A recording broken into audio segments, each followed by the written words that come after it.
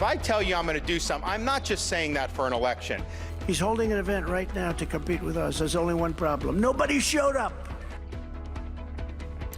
Florida Governor Ron DeSantis and former President Donald Trump trading jabs at each other during dueling rallies in New Hampshire yesterday. The two 2024 candidates crisscrossed the early voting state, targeting each other as they talk to voters. Our Jessica Dean is here at the table with us. Good morning. Good morning. So there were people at what? DeSantis. I was going to say it, but like, Phil's here with the fact check right off the top. Like, it was literally on the screen. The reporter report on it.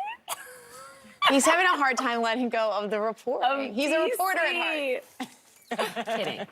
Jess. Yes. Well, people were at Ron DeSantis' stop in Hollis, as Phil just noted. Yeah. They were in the state of New Hampshire, of course, to remind everyone, a key early state with its own personality. Phil, you talked about this yesterday morning. I heard you say you really have to do retail politics in New Hampshire. They really expect you to talk to them. They really expect you to interact with the voters. And so, you know, Ron DeSantis was there going up against this kind of collective wisdom that he's not the best retail politician.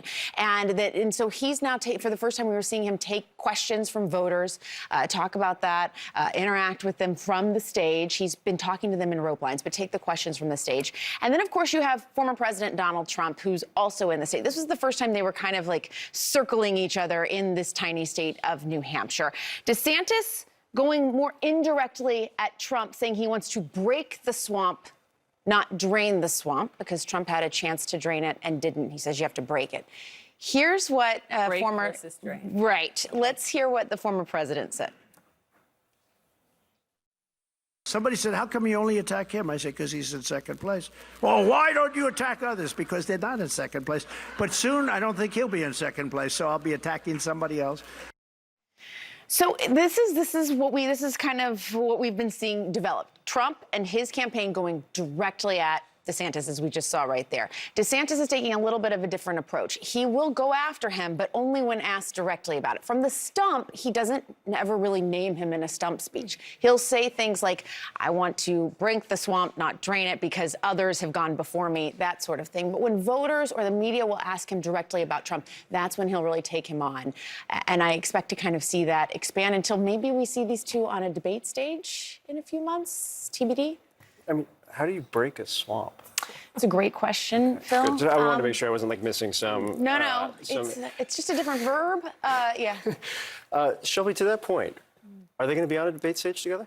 It's a good question. I don't think Trump or at least some members of his team see any incentive for him to be on a debate stage. So to be determined, but I would not be surprised if Trump bows out of the stage. I think his big argument is, why would I give these guys a chance to go directly at me when I'm so far ahead? Which isn't a bad argument when you're correct. Plus 32 in every single poll. Plus 32.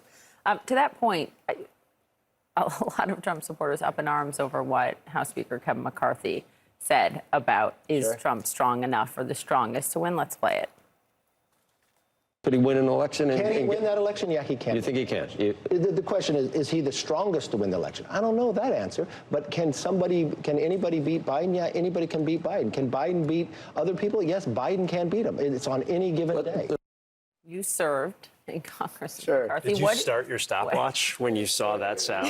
How long is this going to take? Sometimes politicians make the mistake of being honest. You know, in so many ways, this Trumpian base is so fervent and passionate that the second that you criticize him as a Republican, the backlash can actually be extraordinary. What I think some of these Republican officials fail to acknowledge, though, is that actually is not the majority of even the Republican primary base. Maybe it's a third, but in politics, passion is often stronger than numbers.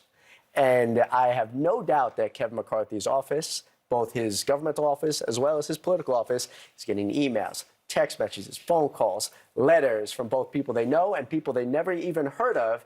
And that's why he backtracked so incredibly quickly. And McCarthy, Trump actually had McCarthy's article on his desk on the plane home, which I thought was that is the backtrack. I believe it was the backtracking one. Oh, interesting. Yeah. It is interesting because the whole field is counting on some cover, right, from people like Kevin McCarthy, the 2024 field, to say, look, everyone supports Trump. This would be like a Republican talking point. Everyone supports Trump. However, who can win in a general election? That's what Ron DeSantis, that's the case he's certainly making, and these other contenders want to make as well. So, you know, it was interesting to see him say that. And then, of course, backtrack. Can I ask, what are we not seeing? Shelby's always good at answering this question. We'll see if I can do it. Behind the... Poppy's already dined me out, so like the bar is very low at this point in time. You're surrounded. But when you're on the trail, you know, there are narratives that set. There are kind of top line things that we're always talking about right now as we wait for this to kind of fully kick into high gear. What are you kind of observing that like stands out to you that maybe we're missing right now? I think the thing that has stood out to me the most is that the voters that I've watched are truly interested in learning about the other candidates. Really? They're not dead set on Trump. Now, look, there is a part of that primary electorate that is never going to move, right? And those always Trump people are immovable.